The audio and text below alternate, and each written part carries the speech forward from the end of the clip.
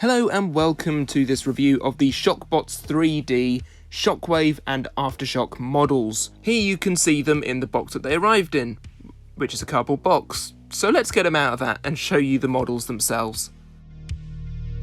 So here we have Shockwave and Aftershock out of the box, and first and foremost may I say how wonderful it is for Roboteers to start making models of their robots for people to buy.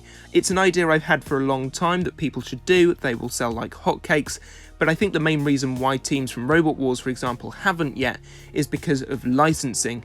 Now the licenses of Robot Wars are coming to an end, which means the Roboteers now own the imaging rights for their own robots again, which means they can do this sort of thing.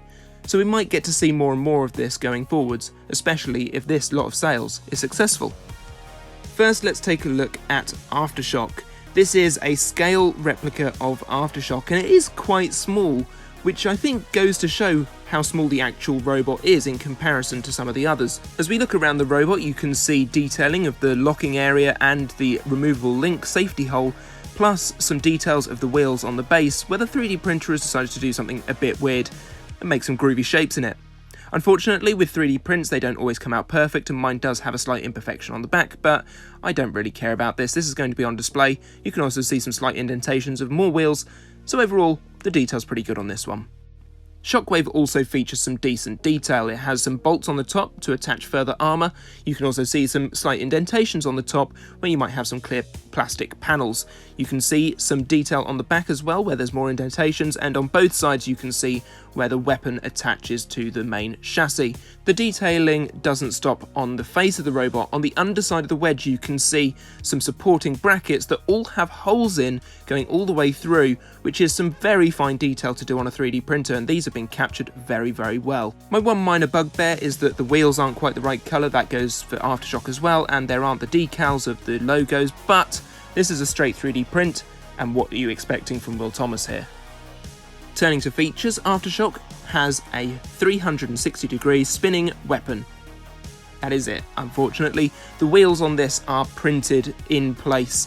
You can paint them, but that is down to you. The weapon itself spins, and nothing more on this one. Shockwave, however, features 4 rotating wheels, meaning that it can roll along the floor, and that is a wonderful addition. With a robot this size and scale, it's much easier to do wheels, so I'm really glad that Will has gone to the time of doing it.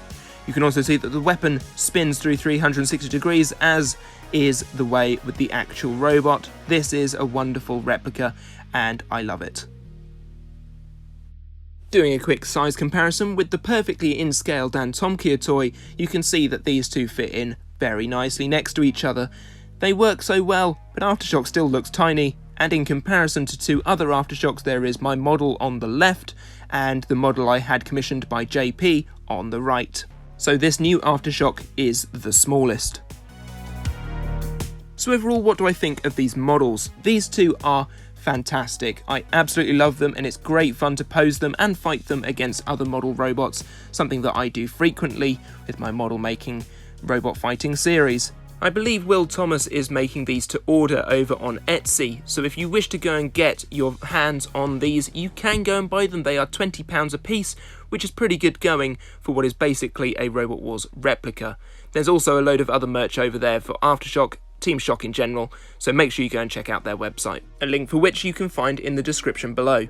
Thank you for watching. I hope you've enjoyed this video. If you have, give it a like, do subscribe to the channel if you are new, and I shall see you next time for something a bit different.